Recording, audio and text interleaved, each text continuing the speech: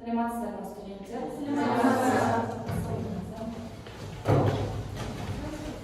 Студенттер, бүгін жаңа сабағымызды бастамас бұрын сабақта кім жоқ екендігін анықтап алайық. Староста. Сабақтар бәрі түгел. Жақсы, рахмет, отырыңыз. Олай болса студенттер топқа бөлінеміз. Ол үшін менің алдымда тұрған түрлі түсті қағазды таңдап, сол бойынша әркім өз тобын анықтап жайғастырып болсын орындарына. Келе қойыңыздар.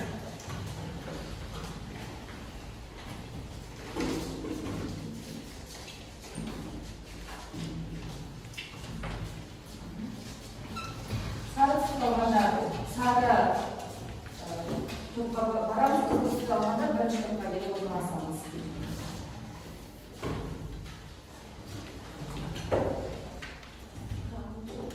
Студенттер топқа бөлініп жарасып болсақ, біз өткен сабақта Мұхтар Әуезовтің Абай жолы роман-эпопеясының бірінші және екінші кітабын оқыдық. Жалпы Әуезовтің Абай жолы романы 4 томнан тұрады, біз соның бірінші, екінші томын өттік. Шығарманың мазмұны қалай және ол қанша тараудан тұрады, шығарманың бірінші және екінші кітабы қай жылдары жарыққа шықты, сол туралы сіздер толық ақпарат алдыңыздар. Сол ақпаратты пысықтау мақсатында үй тапсырмасын нақтылаймыз, пысықтаймыз. Ендігі кезең бізде бұл кім жылдам кезеңі. Кім жылдам кезеңі бойынша сіздерге берілген пысықтау сұрақтарына жауап береміз. Бірінші сұрақ: Абай жолы роман-эпопеясы қандай оқиғамен басталды? Әсем, жауап береміз. 13 жасар Абайды әкесі Құнанбай ел билігіне араластыру үшін қаладан ауылға алдыртады. Өте жақсы. Келесі сұрақ: Абай жолы роман-эпопеясының бірінші кітабы қай жылы басылып шықты? Кім біледі? Жайна. Абай жолы роман-эпопеясының бірінші кітабы 1942 жылы басылып шықты. Жақсы. Келесі сұрақ: Абай жолы роман-эпопеясының екінші кітабы қай жылы басылып шықты? Айгерім. Абай жолы роман-эпопеясы 1942 жылы басылып шықты. Жақсы, отырамыз. Келесі сұрақ: Абай жолы роман-эпопеясының бірінші томы қанша тараудан тұрады және де оның аттары қандай? Айгерім. Абай жолы роман-эпопеясы бірінші томы 7 тараудан және олар қайтқанда, өрде, қияда, шытырманда, белбелесте және жол. Жақсы, рахмет, өте жақсы. Келесі соңғы сұрақ: Абай жолы романының екінші томының тараулары қандай және саны қанша? Сагира. Абай жолы романының екінші томы 8 тараудан тұрады. Олар жайлауда,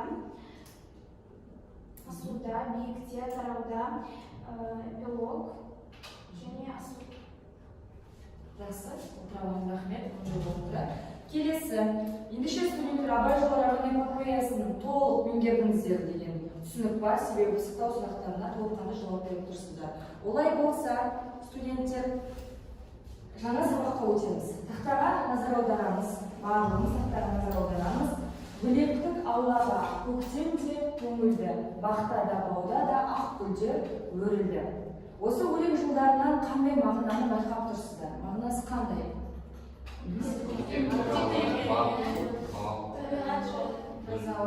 Таза ауа, жайқалған жасыл желек, табиғат, тамаша көрініс. Олай болса, осы өлеңнің ішінде арнайы грамматикалық сұраққа жауап бермейтін сөз бар ма? Бар. Қай сөз? Бар. Ол қалай жазылған? Бөлек жазылған. Ал ол сөйлем мүшесі қызметін атқара ала ма? Жоқ. Жеке тұрғанда толық мағынасы бар ма? Жоқ.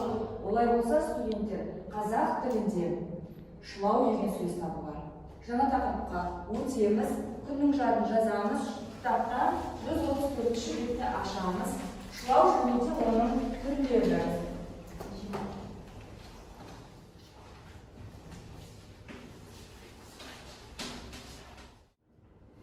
Ендеше студенттер, шылау ол сөз табы.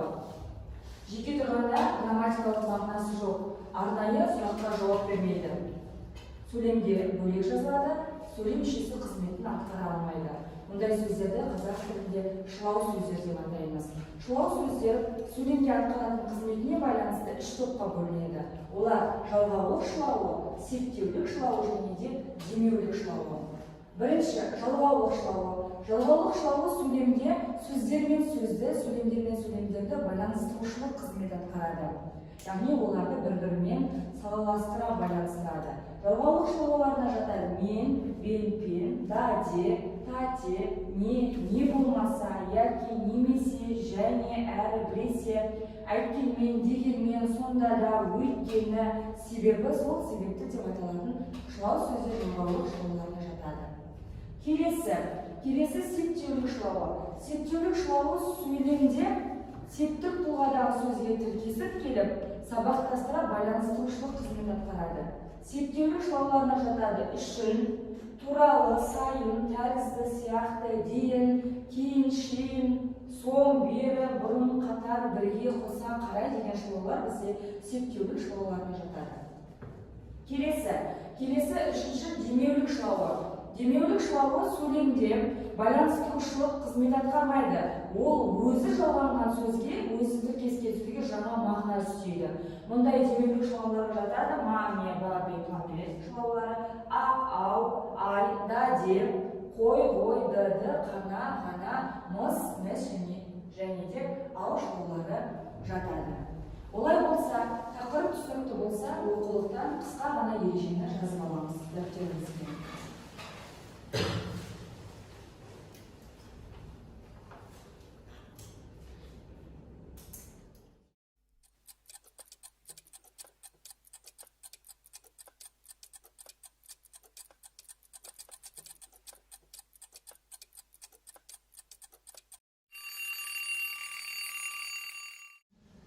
Студенттер, семантикалық картамен жұмыс жасаймыз, шылаудың сөйлемдегі қызметін анықтаймыз.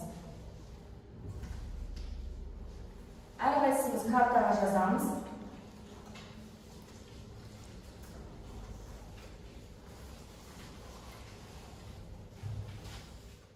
Бірінші маған назар аударамыз, картаға назар аударамыз. Сіздердің қолданыңыздағы семантикалық картада шылаулар қатысқан сөйлемдер тұр. Әрбір сөйлемнен шылауды анықтап, оны шылау деген бөлікке жазамыз, және сол шылаудың қызметіне қарай түрін жазамыз. Ол септеулік шылаума, жалғаулық шылаума және де демеулік шылаума. 3 минут уақыт берем, тез анықтап, қолданған семантикалық картаға белгілеп жаза қойыңыздар.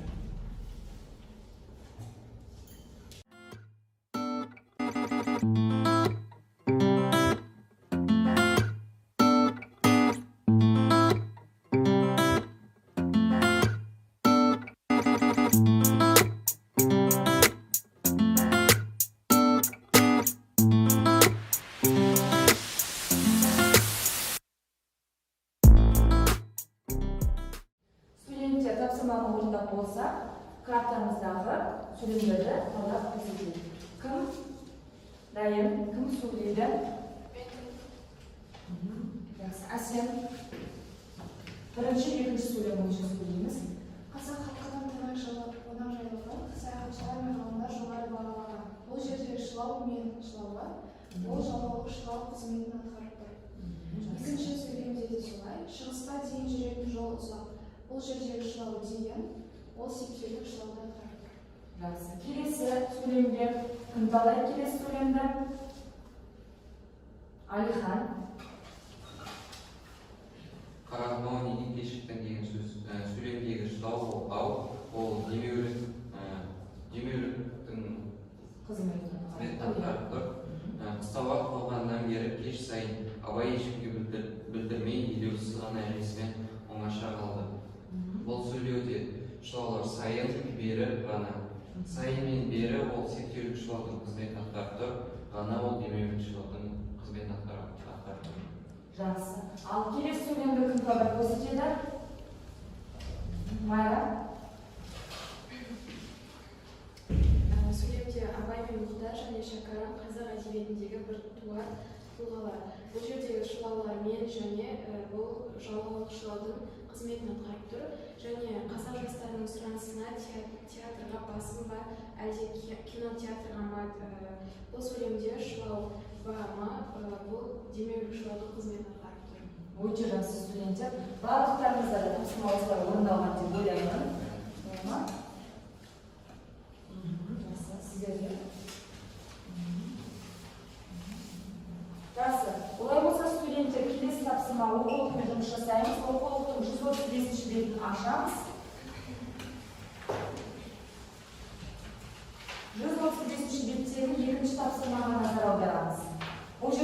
сөйлемдердің ішіне екі түрлі шылау берілген, қайсы сөйлемнің мағынасына қарай сәйкес сол шылауды қойып сөйлемді қайтадан құрастырамыз.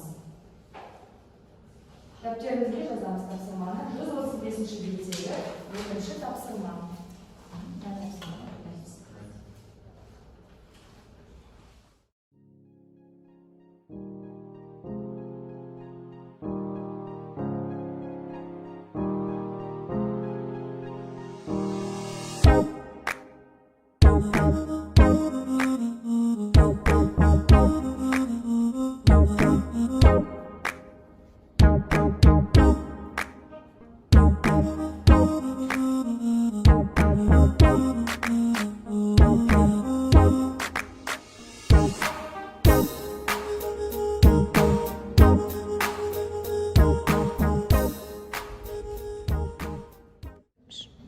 Оқулықтағы тапсырмаларды орындап отырмыз, студенттер. Берілген уақыт аяқталды. Жақсы, сіздерде. Жақсы, олай болса студенттер, екі топтан бір студент берілген сөйлемдерді талдап берсін, иә? Бірінші топтан сөйлемді талдайды Райда. Алғашқы үш сөйлем бойынша сөйлейміз, Райда. Абай мен Мұхтар қазақ әдебиетіндегі біртуар тұлғалар. Мен жалғалық шылау. Сіз Абай жол роман оқыдыңыз ба? Бар, демеулік шылау. Марат та Әсел де бір мектепте оқиды, демеулік шылау. Жақсы, келесі сіздің топтан Расул қалған сөйлемдерді талдап берсеңіз. Олар не бүгін келеді, ертең келеді. Бұдан шылау, не жалғалық шылау. Жастар үшін ең басты міндет білім алу немесе жұмысқа орналасу керек. Бұдағы шылау үшін және немесе үшін есептеулік немесе жалғаулыққа. Оның анасы дәрігер ау. Бұдағы шылау ау, демек шылаушыда. Алманың жалғыз ақ арманы бар, ол оқуға түсу. Бұдағы шылау ақ, демек шылау. Жақсы, өте жақсы, рахмет студенттер. Келесі кезең студенттер ой қозғау кезеңі. Ой қозғау кезеңі бойынша берілген тапсырмаға назар аударамыз. Бұл сөйлемдерге шылауды қатыстырып, сөйлемнің мағынасын сол күйінде сақтап, шылау қатысқан сөйлем құрастырамыз. Бірінші сөйлемге назар аударамыз. Жалт қарасам, шыға үйіне кетіп бара жатыр екен. Осы сөйлемге септеулік шылауын қойып сөйлем құрайықшы. Майра. Жалт қарасам, шыға үйіне қарай кетіп бара жатыр екен. Өте жақсы. Майра маркерді алып, тақтаны жазып, сол қойған шылауымыздың астын.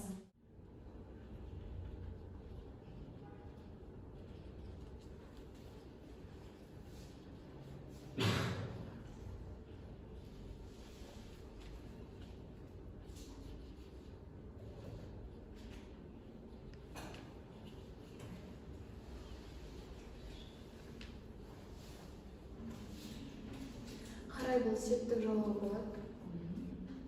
Шылаудың астын қоямыз. Өте жақсы.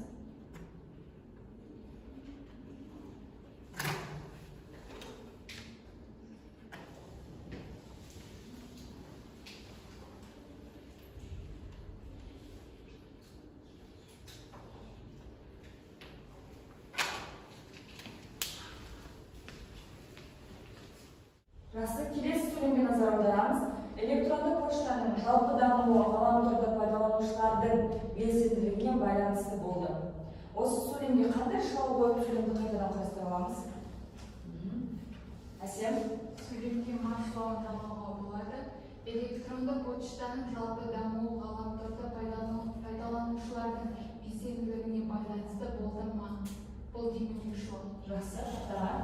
Маркеріңізді өзіңіздің алышыңыз.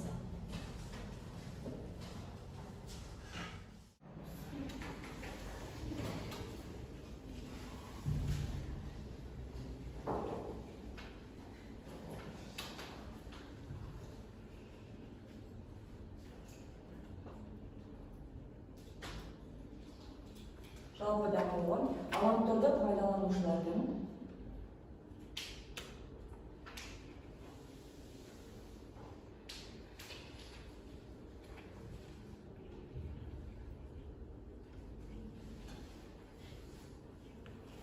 белсенділігіне байланысты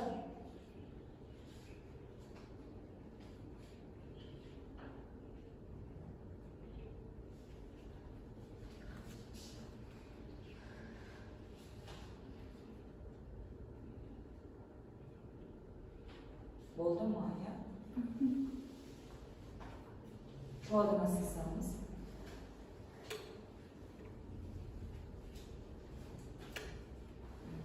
Бұл қандай шылау?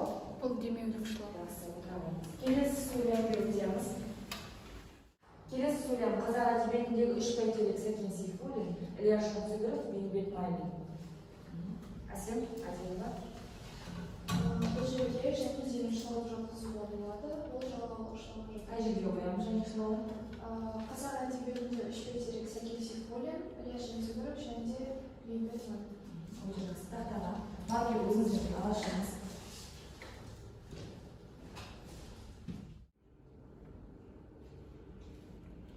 Қазақ әдебиетіндегі үш бәйтерек.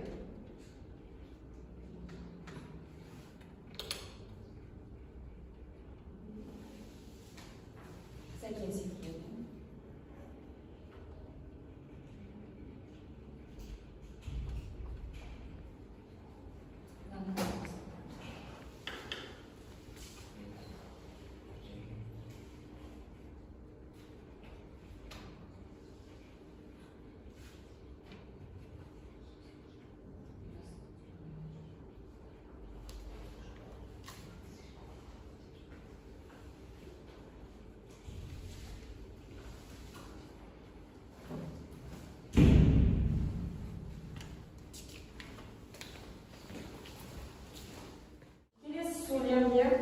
Ертең емес, бүгін жүрсек екен. Ал, burası? Ертең емес, бүгін ақ жүрсек.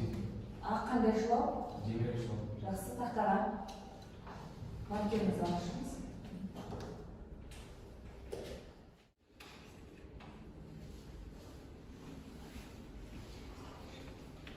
Бүгін ақ.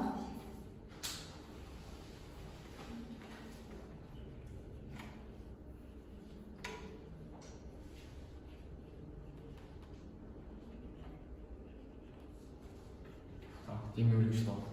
Жақсы, құрамыз. Ой қозғау бойынша соңғы кезең студенттер, біз қазақ болғандықтан қазақ салт дәстүрді, қазақ мақал мәтелдерін жақсы білеміз. Ол олай болса, келесі мақалдарды біріктіріп, ішінен шылау сөзді анықтайтын боламыз. Сіздердің оқыған.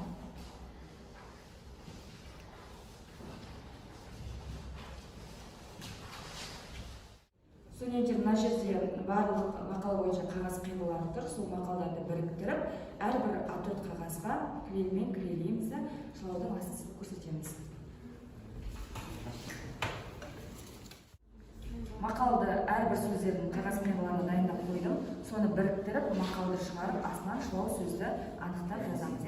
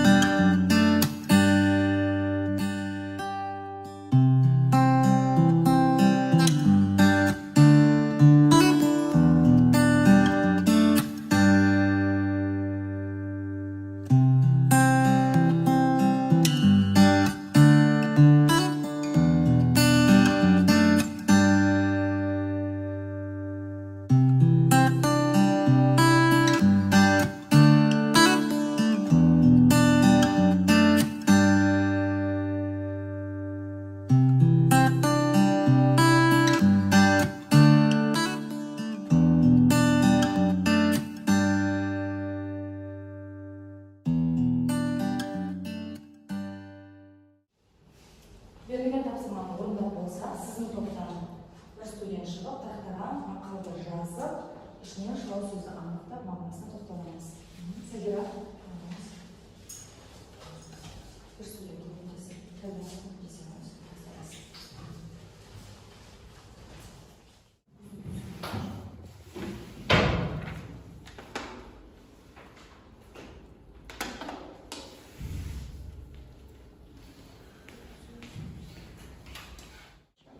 Еңбегіне қарай құрмет, жасына қарай ізет.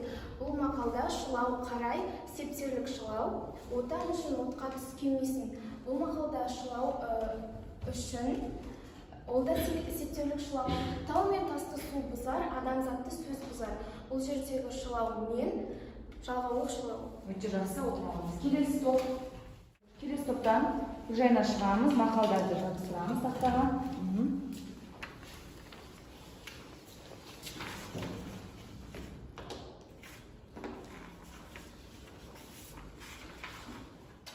Жарлы болсаң да арлы бол, бұл жерде шылау да демеулік шылау. Жасы кіші демей-ақ, ақылы асты аға тұт, бұл жерде шылау ақ демеулік шылауы.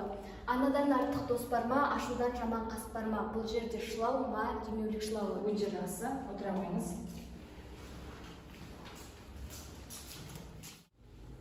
Студенттер, бүгінгі тақырыпта қатысты тапсырмалардың барлығын өте жоғары деңгейде орындадыңыздар. Енді сабақты бекітеміз. Тақырыпқа байланысты пысықтау сұрақтарына жауап береміз. Шылау сөйлеушісі қызметін атқара ала ма? Шылау сөздер қалай жазылады? Өте жақсы. Шылаулар қызметінен қарай неше топқа бөлінеді?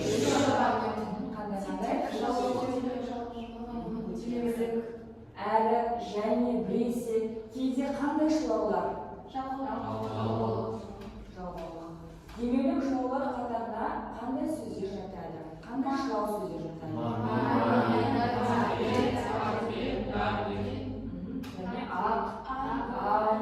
Және келесі. Бұл қалада көне ескерткіштер мен оқу орындары болған. Сөйлемде шылаудың қай түрі қолданылып тұр? Соңғы сөйлем біздің шахталардың жайын Алматыға дейін жазып жүрген кім? Шылау қайсысы? Қандай шылау? Өте жақсы. Студенттер, ендеше сабақты толық түсіндік, өзіміз бағалау кезеңіне өтеміз. Қолдарыңызда тұрған берілген арнайы дөңгелекше әртүрлі түс бойынша бағдаршам әдісі бойынша өзімізді бағалаймыз. Егер де сабақты толық түсінген болсаңыз, қызыл белгіге өзіңіздің атыңызды жазыңыз.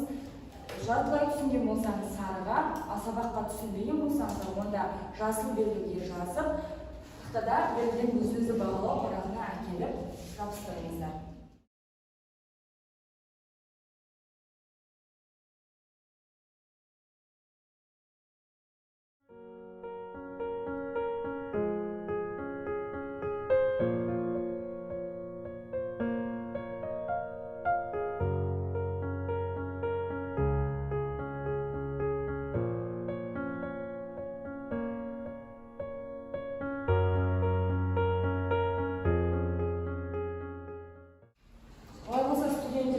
Бағалаудағы нәтижеге қарап, сабақты толық түсінді деген оймен сабағымызды аяқтаймыз. Үйге тапсырма 137 беттегі 5-ші тапсырманы алып орындап береміз. Жақсы, сау болыңыздар.